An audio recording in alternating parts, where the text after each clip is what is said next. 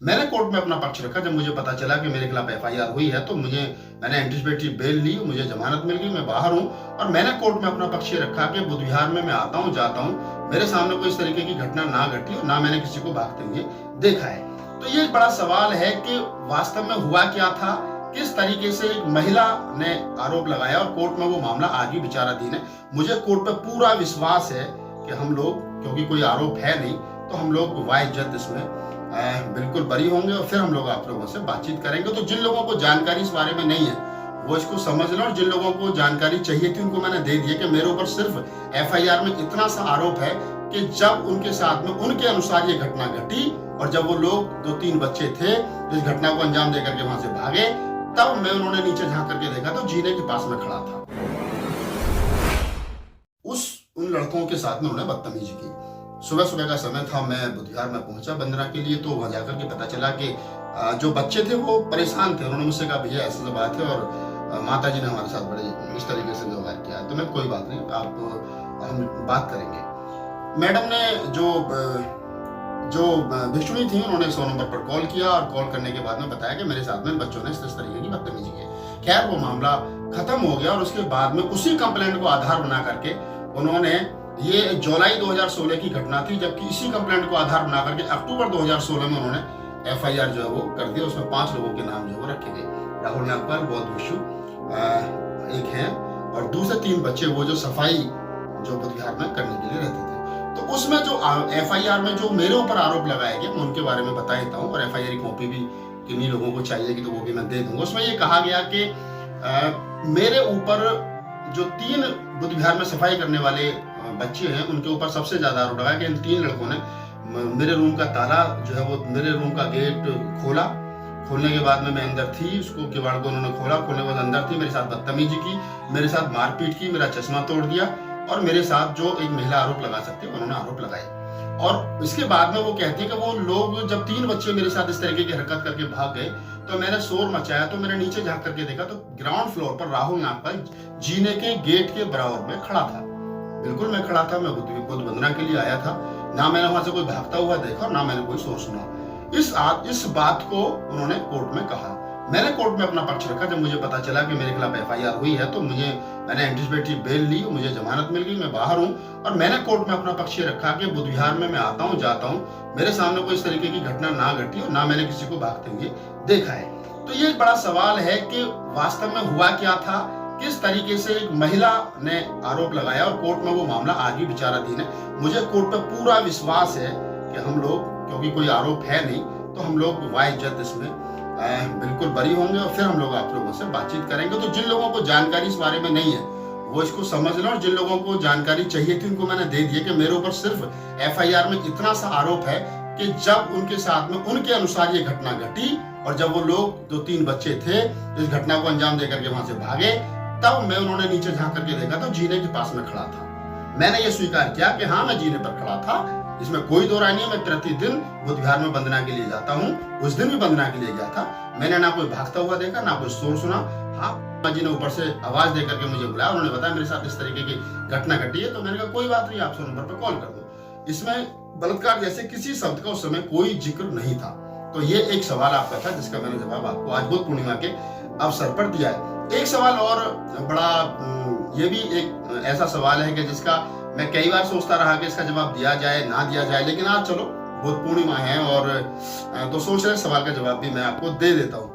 हमारे कई साथी अक्सर इस बात को कहते हैं कि बुद्ध ने का जो 5वां सील है और बाबा साहब का जो 17वीं प्रतिज्ञा है, बाबा साहब ने कहा कि मैं अपने अनुयायी को जो 22 प्रतिज्ञा दी उनमें जो 17वीं प्रतिज्ञा है कि मैं कभी शराब का सेवन नहीं करूंगा। और बुद्ध ने कहा सुरा मेरे मज्ज पमाद ठाना वेलमणि शिक्षा पदक समाध्यामी, कि मैं कच्ची पक्के नशे की वस्तुओं से, नशे की सेवन से व्रत रहने की प्रतिज्ञा लेता हूँ। बिल्कुल मैं बाबा साहब के कथन का भी समर्थन करता हूँ और बुद्ध के कथन का भी समर्थन करता हूँ। लोग कहते हैं कि भैया आपके ऊपर आरोप लगते हैं, आपके दोस्तों के ऊपर आरोप लगते हैं और समाज में इस तरीके की धारणा है कि मतलब नशा करना चाहिए या नहीं करना चाहिए। मैं पहले तो ये एक बात उन तमाम साथियों को बता देता हूँ कि क्या करना चाहिए क्या नहीं करना चाहिए ये आदमी का व्यक्तिगत जीवनचर्या है, ये उसका व्यक्तिगत डिसीजन है। उनको हमें किसी की व्यक्तिगत लाइफ में ताक झांक करने की जरूरत नहीं है। उदाहरण के तौर पे जब बुद्ध से ये पूछा गया कि नशा क्या है, तो बुद्ध ने कहा कि वो हर चीज नशा है जिसकी अति हो जाए। आप समझना इस बात को, वो हर चीज नशा है जिसकी अति हो जाए। जैसे कुछ लोगों को दौलत कमाने का इतना नशा है, सुबह दोपहर शाम हाय पैसा, बीवी को समय दे रहे हैं, बच्चे को समय दे रहे हैं, समाज का गला काट रहे हैं, इसकी लूट उसकी लूट, यहाँ डकैती यहाँ चोरी, उसका गला काटना, इसका हक मारना, वो नशा है। कुछ लोगों को मकान का इतना नशा, ये प्लॉट मेरा, ये मकान मेरा, इससे ये मकान मेरा, वो भी नशा है। कुछ लोगों को मतलब व्यभिचार का इतना नशा है कि ये महिला मुझे मिल जाए, ये लड़की मुझे मिल जाए, इस लड़की के साथ में सो जाऊं, इस लड़की के साथ में संबंध बना लूं, ये नशा है। वो हर चीज, अगर खाने का भी नशा, जितने की रिक्वायरमेंट है उससे ज्यादा खाना, वो सब नशा है। मैं किसी चीज का समर्थन नहीं कर रहा, कौन सेवन करता है कौन सेवन नहीं करता है ये अलग मैटर। मैं तो कवि सम्मेलन से आया हूँ, मैंने तो कवि सम्मेलनों में देखा कि शाम को कवि सम्मेलन खत्म होते पूरे के पूरे वो शराब में डूब जाते थे कवि सम्मेलन। वो एक अलग दौर था, हम मिशन का काम कर रहे हैं। लेकिन फिर भी मैं सबसे एक ही बात कहता हूँ कि हमको व्यक्तिगत रूप से किसी की भी लाइफ में झांकने का अधिकार नहीं है। वो घर जाने के बाद में क्या करता है क्या नहीं करता है, हमें इतना ध्यान रखना चाहिए कि वो मूवमेंट के लिए कितना लाभदायक है। एक आदमी गांव में रहता था, वजीफा लिया और उसको वजीफा मिला, स्कूल में पढ़ा, कॉलेज में पढ़ा, यूनिवर्सिटी में पढ़ा, उसके बाद में नौकरी लगी बाबा साहब के आरक्षण के बल पे। आज दिल्ली जैसे महानगरों में उसके 3-3 4-4 मकान हैं, तो उसके पूरे घर में 5-5 6-6 लाख रुपए की 4-4 लाख की सैलरी आ रही है, उसके बच्चे लग गए, बच्चे की बहुएं आ गई, बेटियां लग गई। किसकी वजह से? बाबा साहब की वजह से। और उसके घर चले जाओ बाबा साहब के जन्मदिन पर चंदा लेने के लिए, रसीद काटने के लिए, तो हो सकता है वो आपसे पानी की ना पूछे, हो सकता है वो आपसे चाय की ना पूछे, हो सकता है वो आपको 200 या 500 रुपए देने में आधा घंटा आपका खराब करे और 4 बात आपको सुनाए, और हो सकता है वो जय भीम भी करने से डरता हो कि शायद इसको कोई शेड्यूल कास्ट या दलित ना कर दे। तो उस आरक्षण वाले का क्या करोगे आप, जिसने पूरी जिंदगी बाबा साहब का जो है वो आरक्षण का फायदा लिया, उनके संघर्ष से दी हुई चीजों का उन्होंने उपभोग किया। एक दूसरा आदमी जो कभी पढ़ा नहीं कभी लिखा नहीं, गरीबी में रहा, गांव में रहा, जैसे तैसे करके दिल्ली जैसे महानगर में आ गया, मजदूरी की, आज उसने बाबा साहब को पढ़ लिया, किताब बाबा साहब की पढ़ ली, आज उसने फैक्ट्री लगा ली और अपने ही समाज के 50 लोगों को रोजगार दे दिया। आज वो सेठ है पूरे, जब भी उसके पास कोई जाता है वो उसको बाबा साहब के जन्मदिन पर भी चंदा देता, 10,000 20,000, वो बुद्ध के जन्मदिन पर भी देता है, समाज पर कोई आपदा आती है तब भी देता है, समाज के दुख और मुसीबत में भी खड़ा रहता है। बस कमी इतनी है कि वो शाम को दारू पी लेता है। अब आप बताइए क्या?